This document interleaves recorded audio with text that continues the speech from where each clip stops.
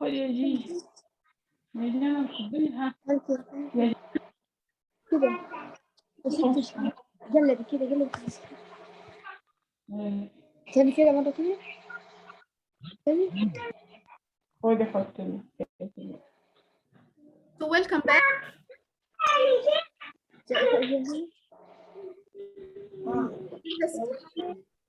We lost you, Miss Farah. ده ما هو ده. Yeah, welcome back. لا الذي تتحدث عنه الفقرة تتكلم عن مين؟ Who is studying for his حد بيدرس لي بالأب انت.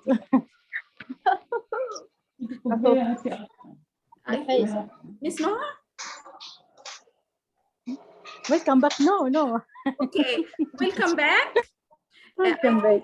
Yeah, we stopped at classroom management and we talked about just the first point, which is appropriate and respectful. Thanks, Alia. So welcome, Alia. And inshallah, we will carry out some of these in our school. Hope to carry out some of this idea in our school, inshallah. Okay. So as we talk, as we talked in the first part, we talked about classroom management. To revise quickly, okay? We talked about classroom management, and we talked only on the first.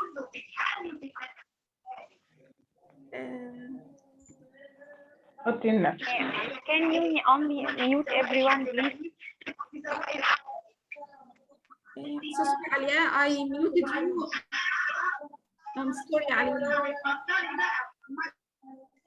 Okay. I think there's Arab. Miss Noha, I think.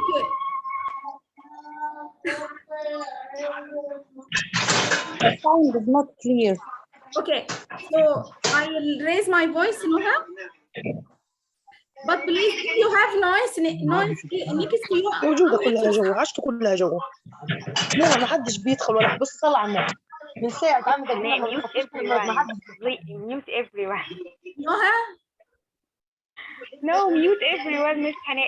If anyone wants to speak, so speak. But now, no. Mute everyone. Okay. So I'm so sorry to mute you all. But if you want to speak, just unmute yourself, okay? Because there is some noise. So as we said in the very beginning, we talked about classroom management. We will focus on 4 points. And we talked just about the first point, appropriate and respectful behavior of our students. And we talked for 5 suggestions to set classrooms, rules or norms, put them next to the classroom to be seen for everyone, to be fair, consistent. It's very important to be fair, because once you are unfair, students want to be willing to follow your rules. So be fair with your students. Number 4, give them positive feedback. I raise my voice, Teresa. So give them positive feedback when they follow the rules or the norms. And the last one, try to put clear routine. So I know Miss Noha, once she comes in the classroom, she will do so 1, 2, 3, 4. So once they know what are you going to do, they will keep, bad connection, yes, okay? And we have some suggestion here of classroom rules. You can print them, you can write them by handwriting, and some positive reinforcement like star chart or the jar compliment, putting the stars for your students. If it is difficult to put that for every name, you can do that in groups, okay? And a chart like this, you can change the adjectives, okay? Or you can use just emotions like that, okay? and put the name of students or the name of the groups. Okay, what is possible or good for you. This is the first point. Let's move to the next point, which is the noise level. Okay, of course, the noise, the level of the noise is too high in the large classes. How can I control the level of the voice of my students in large classes? You can use a chart of noise, and you can post them next to the classroom, and you can add loud voice, conversation voice, whisper voice, and no voice. And you can guide your students where can they speak or whisper, or they can use loud voice. Okay, for example, when they have a presentation in front of the classroom, they can raise their voice and speak up. But when they work in groups, they whisper. So the group only can listen to each other or can hear each other. No voice when they are silent. Okay, so have this chart and just ask or tell your students what's the voice they can use. Okay, and another one, you can have a signal to give when the noise level is getting too high. Imagine that you are working in groups and one of the group spoke up or raised their voice. Okay, you have just a red card, or you can whistle, or you can use a bell. So try to have a signal to tell them that your voice is too high and you have to whisper, or you have to work silently. Okay, and again, I have a suggestion here. Voice levels: no talking, silent, whispering, small group and partners per work. Normal voice, front of class or presentation, it's supposed to be loud. And outside the classroom, in the break or whatever, you can raise your voice. Okay, so here in order, you can show your students that you have certain level of voice to use. If it is, I show them 0, so you can work silently. When you have silent reading, for example, whisper, when you have per work, role play, or something like that. A small group and partners, you can raise your voice, but only your groups can hear you. Okay, the other groups shouldn't hear your voice. Normal voice when you stand up and answer a question in front of the classroom. You have to raise your voice because all the class should hear you. And outside the classroom, in the playground, in the break, you can raise your voice as you like. Okay, so once you show them the voice levels, so they get used. And by the way, it's very difficult to get the students used to the rules or the voice levels. It can take a week or 2 weeks for the students to get used for such ideas. So don't get or don't be fed up with them. نصبر شوية، يعني هم يتعودوا على الموضوع، بس مش من أول يوم، مش من أول أسبوع، ممكن من تاني أسبوع أو تالت أسبوع. ما ينفعش أقول عملت رولز بس برضو لسه في bad behavior، برضو نصبر شوية. دايما I always tell them to raise their hands to answer. Still some students answering while sitting. All of the time, remind them of the rules. Remind them of the rule that you have to raise your hand while answering, or when you want to answer. So be patient with them, especially the young learners. Okay, and step by step they get used with the rules, or they get used with the voice levels. Okay, so this is how to keep the voice level appropriate in the classroom, not too high, in order not to disturb the other classes. Okay, do you have any questions here? No. Okay, It's clear. so this is the second point in class management. The first one, appropriate behavior. The second one, voice levels. let's move to another point in the voice levels, which is attention grabbers. Okay, imagine that you are working, but suddenly all of students are talking together and you want to get their attention to the lesson, to the explanation, okay, to the board, okay? And I think most of us use 1, 2, 3, or 3, 2, 1. And when you say 1, you can feel that the noise become less than before, okay? Here's some other suggestions. And you can tell your students from the very beginning that when I say 1, 2, 3, eyes on me, you can say 1, 2, eyes on you, okay? So here it looks like a sentence, 2 sentences. The first one, the teacher say, and the second one, the students say it, okay? So you can say 1, 2, 3, the students will answer, 1, 2, 3, eyes on me, 1, 2, eyes on you, okay? Can you imagine? Let's do that together. I am the teacher and you are students and you make noise and I want you to be silent, okay? So 1, 2, 3, eyes on me. 1, 2, eyes on you. Yes, thank you, Asma. Yes, that's it, okay? Number 2, hocus pocus. Hocus pocus, it's something, it doesn't have sense. So the students say, everyone focus. So I, as a teacher, say hocus pocus. Hocus pocus means you are talking and your talking doesn't have meaning now. It's supposed to look at the board and pay attention, okay? So I say hocus pocus. Students will say everyone or everybody focus, okay? Let's do that together. Hocus pocus. Everybody focus. Yes, thank you, Shayma. Yes, that's it, okay? Number 3, mac and cheese. This is the teacher, okay? So the students, everyone freeze. Everyone freeze, stop moving and sit still to pay attention to the teacher or look at the board, okay? Another one, hands on top, everybody stop. The teacher say, hands on top, everybody stop, okay? And another one, class, class, yes, yes. And I think most of you know this.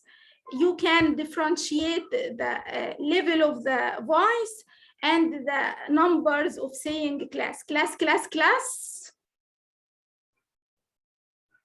You will say, yes, yes, yes. Class, class. Yes, yes. Class, class, yes, yes, yeah. So you can vary your voice while saying this attention grabber, and students will say the same. They will imitate you while saying yes, yes, okay? So these are attention grabber. They help you to get your students' attention, control the voice, the level of their voice, okay? Hannah, you hear me? Yeah. Yeah. Yes, Alia. Noha. Yes, Noha. I talked, but you couldn't hear me. Okay, you can repeat what you said. Yeah. I forget. I forgot what I said. Okay. Okay. Okay. Try to remember. It was about the attention grabbers or the voice levels. I'm so sorry because I didn't hear you. Okay. The sound is not clear. The sound? Sound. Okay. Yeah. So remember, I think it's the connection. So try to remember. 1, 2, 3. What should the student say? I couldn't hear. Okay, 1, 2, 3, eyes on me. I say as a teacher, 1, 2, 3, eyes on me. I ask him to look at me. Eyes, eyes. Eyes on me. Yeah. 1, 2, 3, I got eyes it. on me. I got it. Yeah, 1, 2, eyes on you. Okay. So attention grabber, I like them. Thank you, Alia. Thank you, Teresa. The last year I tried 1, 2, 3, eyes on me, 1, 2, eyes on you with primary 1. Okay. Yeah. And again, they want say the next or the second sentence appropriately in the very beginning. So day by day, they will say it correctly. Okay. So again, yeah, be patient. And by the way, you can use the attention grabber maybe for 1 month, and the next month you can change it. Okay. So, or as you like, by the way. Primary one need. Yes, yeah. Yeah, teaching primary one, as Teresa said, yeah, it's really challenging. Yeah, but in the same time, enjoyable. Yeah. Yes. Yes, okay. This is for the voice. Okay, the second area in class management. So the first area is behaviors. Okay, the second area is voice. Let's move to the third area, which is activity management. Okay. While doing activity, it's supposed to put in my mind some steps to keep it a good activity or work smoothly. Okay, how can I do that? First of all, you can write the objective on the board in the very beginning. So today we will talk about colors. Today we will talk about animals. Today we will talk about the days of the week. Okay, so put them on your board. Some people like that and some people don't like that. So it's up to you. If you like the idea of writing the objectives on the board, it's okay. You can write them. If you don't like this idea, it's okay. So don't write the objective. But what's the aim of writing the objectives? To me, as a teacher, to focus on what I want to teach. And students know that I do that because I learn about family. I do that because I learn about the solar system. I do that because I learn about the colors. So it becomes meaningful for them. I do this activity because my teacher wants me to learn so and so. Okay, so it becomes meaningful for them. This activity is meaningful because I learn about days or days of the week or the colors. Okay, this number one. Number two, it's supposed to prepare your lesson perfectly, in a perfect way. Don't let anything to chance with large classes. يعني ما تقولش بكره ان شاء الله هشوف الكاردز، مش عارفه انا المفروض ان انا هشوف مش عارفه ايه في الفصل، انا مش عارفه يا ترى السبوره مش عارفه ماجنتيك ولا ايه، اعمل حسابي يعني. If I don't have a magnetic board, it's supposed to have a tag. If I have a magnetic, I can use the magnetic pieces. If I have a track, it's supposed to have the MP3 and so on. So don't let anything for a chance. Prepare. Okay, it saves time, by the way. Number three, have all of your materials prepared for head. If you want to do something, don't delay the drawing till the last minute. Okay, so do that aerial. Okay, in the previous day, for example. Okay, before the class, don't let anything don't delay anything, postpone anything to the last minute. Another one, make sure that your instructions for each activity are simple and clear. So you know your students, their level, if they are in young learners or teenagers. So try to use simple language or instruction that is suitable for their levels. Okay, so in this activity, you will read the passage and answer the questions. You will read the passage and underline the best verbs, for example. So make it clear, simple. Reinforce your verbal instruction with written instruction on the board. You feel that your students didn't hear you well, you can write down the instruction. So on the board, write, read the passage and answer the questions. So let them see the instructions written on the board. After seeing the instruction, you can write them on the board, okay, to be visible for all students. Another one, model the activity whenever possible. It's very important to model the activity. So it's supposed not to tell them, show them. So today you will work in pairs to talk about, for example, your weekend. So you will talk about what did you do, where did you go, who did you meet, and so on. So show them how they will work, okay? Give them an example, do an example of the activity. Do a comprehension check. Ask them, what are you going to do? Will you match, write missing letters, underline the words? What are you going to do exactly, okay? How much time will you have? 3 minutes, 5 minutes? How will you work? Group work, pair work, individually, whole class, okay? Comprehension.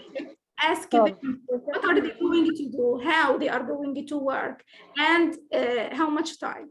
Make sure that all students can see you and hear you. While giving instruction, don't stand in the middle of the classroom, stand in the front of the classroom so that all the students can see and hear you, okay? A last one, give students a signal that the activity is done. So you have 5 minutes. At the end of the 5 minutes, you can whistle, you can ring a bell, you can hold up a red card, you can say time is over and go around the groups and tell them time is over. We have any other time, okay? Or any more time. Okay? So doing these steps, through doing these steps, you can have a good activity. The activity will done smoothly. Yet, yes, set an alarm, a good idea, because you have to set a time for each activity. So when you ask them, how much time will you have? We have 5 minutes. So I'll set the alarm of 5 minutes, and they will hear the sound of the alarm. Thank you, Teresa, for this point. Yes. Yeah, it will ring. Yes. If you don't have a ring or a whistle. Okay, number 5. Yes, I said number 5, Rab. Okay, to write the instructions on the board. After saying the instructions, you can write them on the board to be visible, to make sure that the students know what they are going to do. Yes. Yeah. So again, Teresa said, I can set the alarm for keeping the time. So after finishing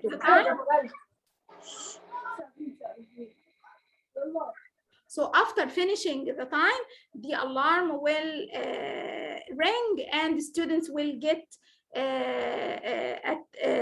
they will have the attention that they don't have any more time and the activity is over. So once you do these steps, the activity will go smoothly, and you want to have, hope so, you want to have some problems with noise or bad behavior, okay? مش هنسمع حد يقول يا مس أنا هعمل إيه؟ يبقى هو ما خدش باله من الأول. Or I didn't check the instructions in a good way. Okay, so make your instructions clear, simple. Check that they know what they are going to do and how much time. You can write the instructions on the board. You can give them the objective of the activity. You set time and give them a signal that the time is over. Okay, this is how to make the activity, any activity in the classroom, go smoothly. Okay. This is for the third point in classroom management. Remember number 1, 2? Yes. Yes, it's very useful. Yeah, sure. Yes. Okay. So remember number 1 in the classroom management, unmute yourself.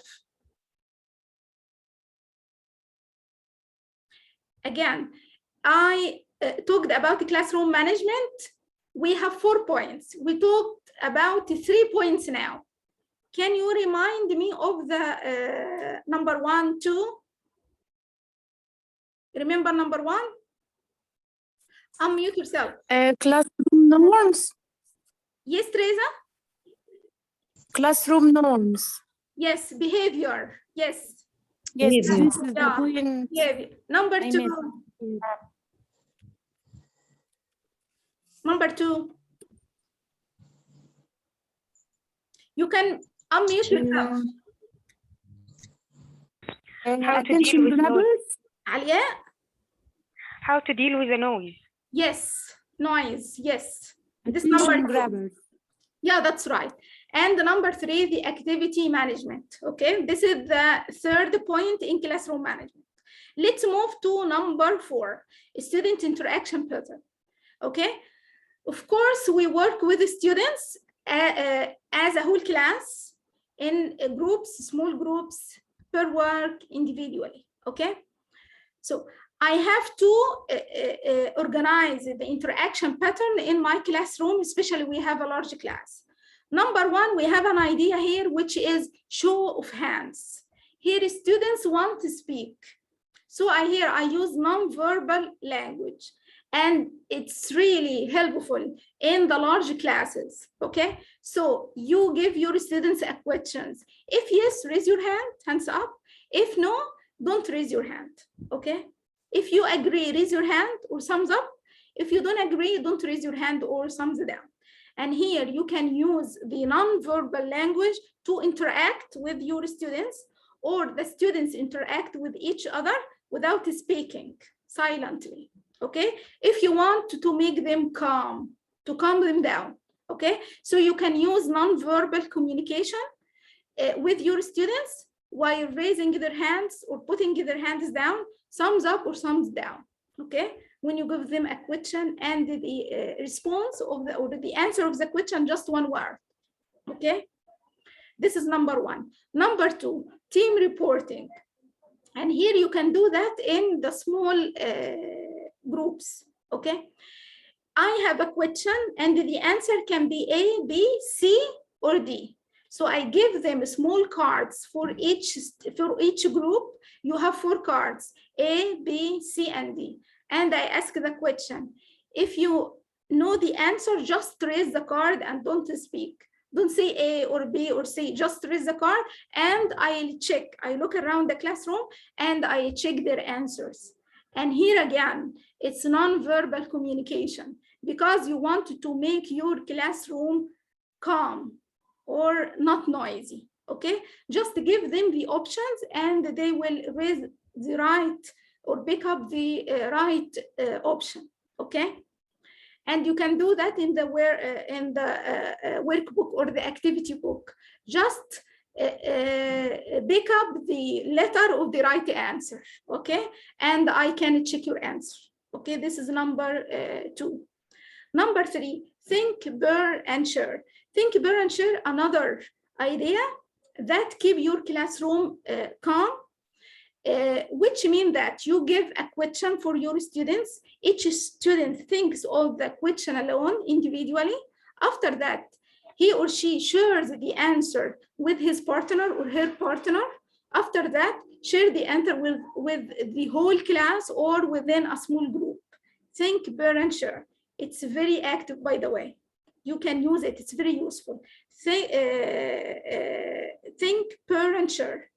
First of all, the student think of his own individually.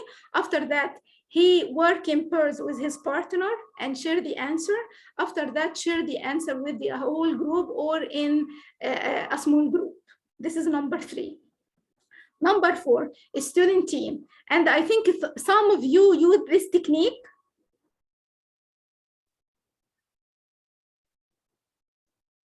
Okay. Here I have a question. Okay, attention grabbers, I can't unmute yourself. Okay, I don't know, Raghda, what do you mean by the attention grabbers? Teresa wanted me to give an example of think, bear, and share. Yes, okay. Okay, think, bear, and share. It looks like a speaking activity. For example, tell me about your family, okay? We have the topic of family in primary 1, 2, maybe 3, okay? So student, think of that by himself, on his own, think of that. So I have a family. My father is a teacher. My mother is a nurse, for example. I have one brother. I have one sister. My father is, my sister is 7 years old. My brother is, and so on. After that, he will tell his answer to his friend, and his friend will tell him his answer. Okay, so again, the students thinks of the answer by himself, okay, individually. After that, tell the answer to his partner, and his partner tell him or her his own answer, okay? So I'll tell you about my family, and you will tell me about your family. After that, we will share the answers. Who can tell me about his or her family? He will stand up and tell the whole class, or inside the group, his or her group. Hope it's clear, Teresa. Okay, this is an example of think, bear, share. Okay, okay. Another one, which is student team, and I think most of you use that. You set rules in each group. So we have a spokesperson. We have the person who check time. We have a person who write down the answers. So each one in the group have a job, okay? And after finishing or having the task, one of you will come or stand up and tell the answer, okay? So here we have student teams. You ask the groups to assign a role for each student in the team or in the group. So they will be more organized, and they agree on the person who will stand up and say the answer, or stand up and come to the front of the classroom and make a presentation, and so on. Okay, so here is the interaction. So while designing the activity, think of the interaction or the suitable interaction. Can my students stand up and walk around the classroom? So no, they can't. So I do this activity while sitting, okay? Can my students change the seating in my classroom? No, because I don't have a space, so I can't change the seating. So I'll use the same group, okay? So while preparing the lesson, think about the activity and how can the students interact. If they can interact while sitting down, it's okay. If they can't, you can find for alternatives. If you don't want them to speak and make such noise, you can use non-verbal interaction or non-verbal language while doing the task or the activity. Okay? Any questions here? No. Okay, so here are the 4 points of classroom management. Can you remind me of them? What are the 4 points? Behavior. Behavior. Yeah. Yes. Noise. Noise. Activity management. Activity management. Student interaction pattern. And student interaction pattern. This is number 1. Let's move to the second area. Remember the second area? Who can remember the second area? No, we haven't attended yet. Who can remember the second area?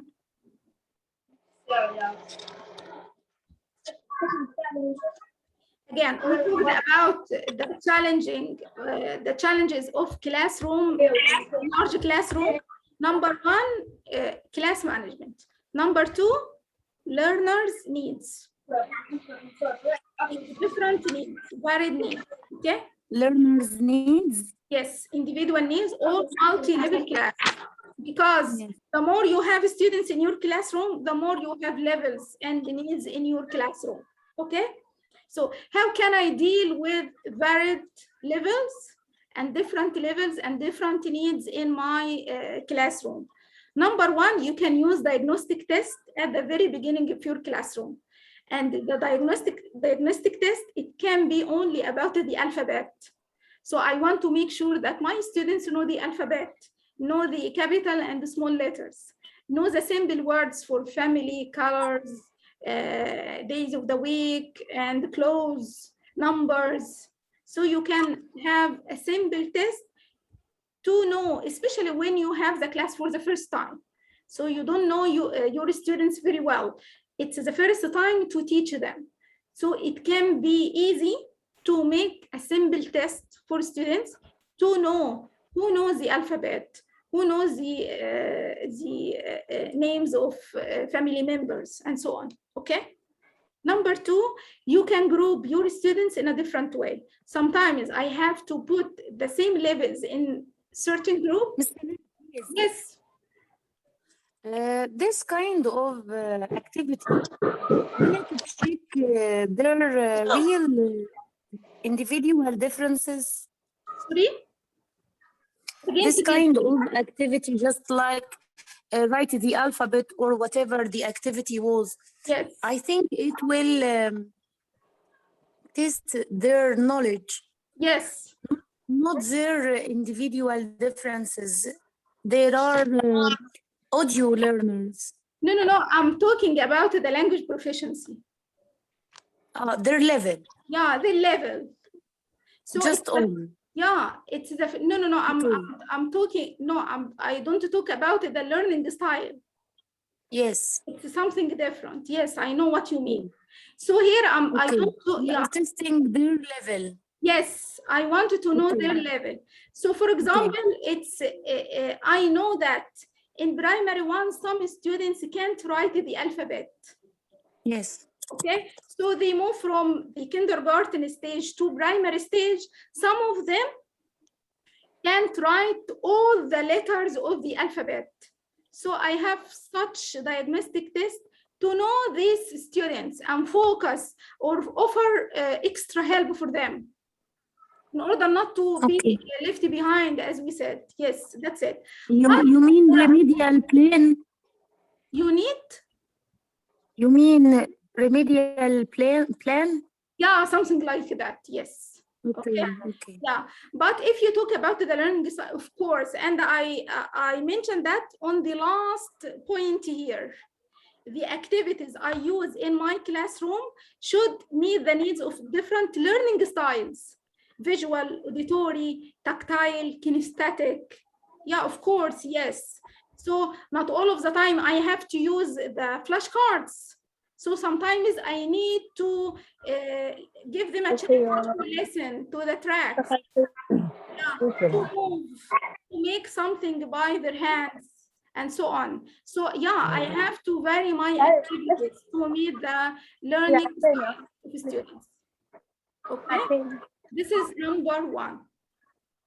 Number two, when I divide my students in groups, I have to put in my mind, sometimes I need to put the same levels together, high level students together, and sometimes I have to mix of levels, okay? So students together all of the time. Yeah, sometimes you need to put them together, and sometimes no, it's supposed to mix students together. Okay, but you have also to put in your mind, if you, okay, I have to mute you. Okay, sorry for muting you. So again, if you want to put all the high level students together, it's supposed to put in your mind, you have to prepare extra activities for the best teachers. Okay. And if you put the low level students together, it's supposed to be ready for offering some help for them. So while dividing the students into groups, put in your mind, how will you divide them? How can you support them? If they are mixed, it's okay. They will learn from each other. If they are not, so try to prepare activities for fast finishers and try to be helpful for the lower level students. Okay? This is for dividing students into groups.